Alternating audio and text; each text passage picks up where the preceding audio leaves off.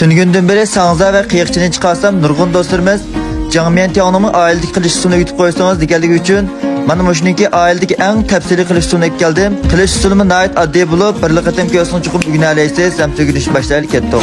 Avval yana Jiboda sizlarga faoliyat qilib berayotgan xemir yig'irish mashinamizga Al Nurining ishli o'lchamidagi 5 dan xali sililiq oila unda 3 qacha atrofi to'kib, orqadan nayt az miqdorda tuz, pagi va suda selib, chiqqush atrofida oq shakar solamiz, muvofiq miqdorda pishiq may to'kamiz.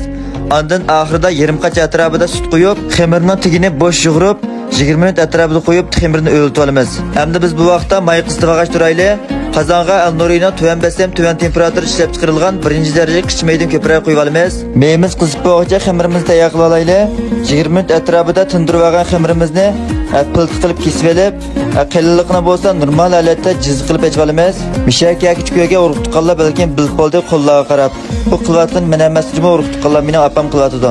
Piltimizni suratdagidek mana shunday kesib olgandan keyin qizib tayyor bo'lgan mayga Cangmiyan Tiyanlarni selib, o'tning besimini tuvan tanglab mana shu holatda asti ustini aralashtirib turib, zali qilib rangi mana shu holatga kelgandan keyin suzib olamiz.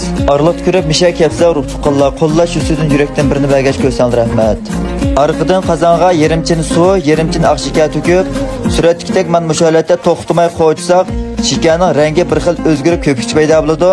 Suratdagidek mana shu holatga kelgandan keyin Cangmiyan Tiyanlarni selib, o'tning besimini normal qilgan holatda to'xtamay o'rib aralashtiramiz.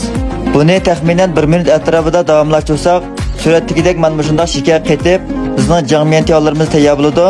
Buningda eng diqqat qiladigan ish bo'lsa, urug' tuqqanlar chuqum shakarning miqdorini ko'proq selishingizni tavsiya qilaman.